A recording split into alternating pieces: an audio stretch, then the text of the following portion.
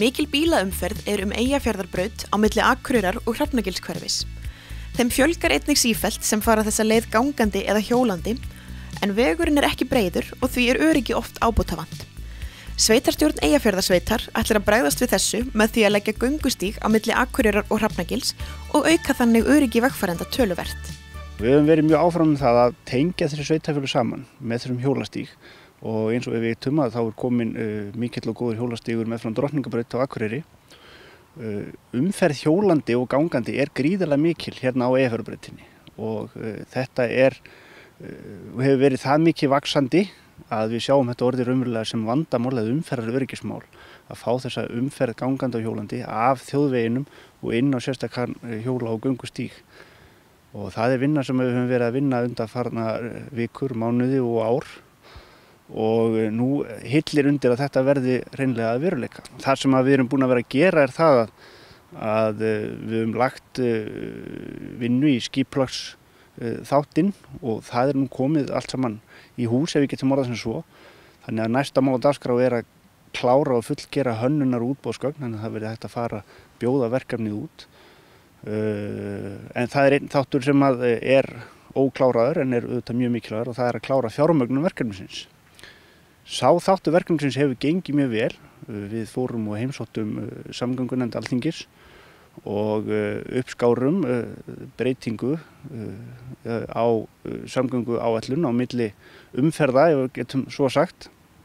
Þar sem að framlög voru hækkuð til hjóla- og göngustíga gerðar sem sýnir það að stjórnvöld áhugasöm það að ná þessari auka umferðaröryggi hjólandi og gangandi og leið verið að auka umferðaröryggi þeirra sem eru akandi í umferðinni líka. Því að hættan þetta líka þeim megin að lenda í árekstri við gangandi og hjólandi.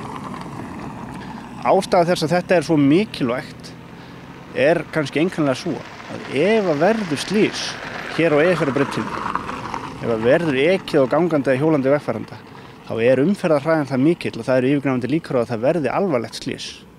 Við erum hérna ekki að horfa á það að það togni ferðamaður að því að hann ekki á göngustíg, heldur erum við að horfa á það að það getur orðið bara mjög alvarlegt slys og slík slys hafa auðvitað orðið því miður hér á brautinni. Þannig að við teljum þetta sem mikið öryggisatriði. Það sem skiptir máli líka það að hvort sem okkur líka betra að vera, að þá þessi umferð hjólandi og gangandi. Þannig að við lítum svo á að það sé okkar skylda að bregðast við þessum aðstæðum. Við getum auðvitað ekki banna fólki að koma hjólandi og gangandi, þannig að við verðum að bregðast við með einhverjum hætti og sú leið sem við sjáum hérna einu færuleið að koma þessari umferð út af þjóðveginum á þessum vegakafla þar sem umferðin svona mikil. Möguleikar sem þetta skapar ekki bara fyrir hefðbundna hjólreiðar, heldur skapast líka möguleikar fyrir ferlimál til dæmis fyrir fatlaða. Við sjáum erlendis að þar að ryðja sér til rúms rafmagnsreiðhjól sem gefa möguleika á því að flytja farþega framan á reiðhjólunum eða í skúffum eða sérstökum þar til gerðum sætum. Og með því að leggja svona hjóla- og göngustíg hér þar sem vegfarandinn öruggur, að þá skapast nýjir útivista möguleikar sem ég held að séu mjög eftirsóknarverðir fyrir ekki bara þá íþróttafólk og fjölskyldur heldur líka hina sem hreyfihamlar einhverjum hætti og geta þá nýtt sér svona aðstöðu. Fjármögnun verkefnisins hefur gengið vel og vonast til þess að verkið geti klárast fyrir árslok 2017.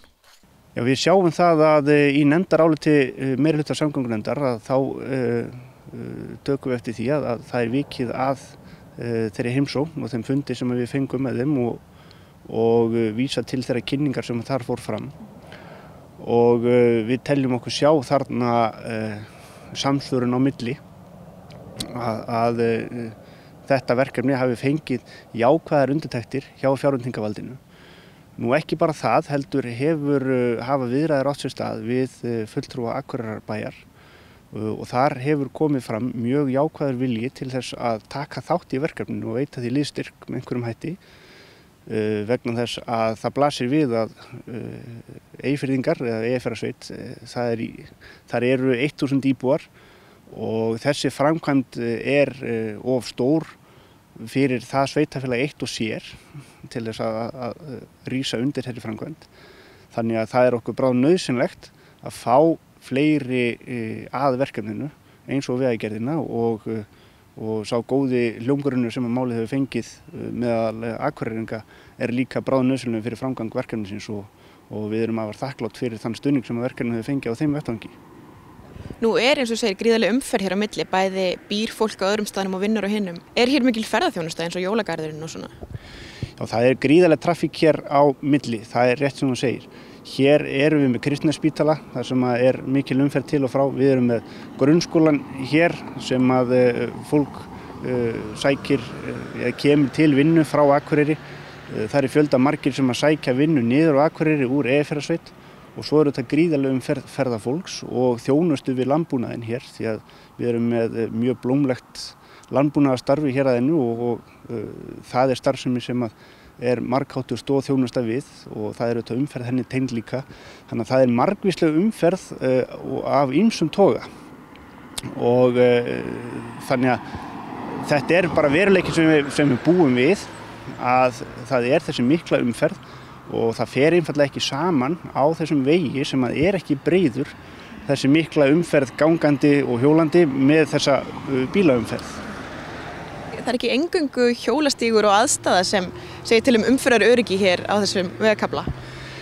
Nei, og það sem við erum að sjá núna akkurat þegar í haust þar sem að tíðin hefur verið svona óbúðslega góð að við þá kannski að renna upp fyrir okkur að hjólreiðamenningin ekki kannski orðin mjög þróuð hér vegna þess að hjólafólk ekki nægjanlega vel búið fyrir umferð í rökkrinu og við á skrifstofu Eyjafjarðarsveitar erum að fá margar ábendingar það frá ökumönnum og íbúum sveitarfélagsins þar sem að þeir kvarta undan því að hjólafólk sé illa merkt og við verðum að beina því til reiðhjólafólks að taka til þess, jafnvel þó að fara sér af stað í björtu að þegar að rökkrið orðið og í ljósaskiptunum að þá bráðnauðsynlegt að vera í glitvestum og með endurskinsmerki og hjólreiðafólk á sérstaklega gæti þess að vera með endurskinsborða á ökkla þar sem að endurskinsborðin lendir inn í ljósgeisla bílsins, ekki bara á höfðinu eða höfuðljósi eða eitthvað slíkt.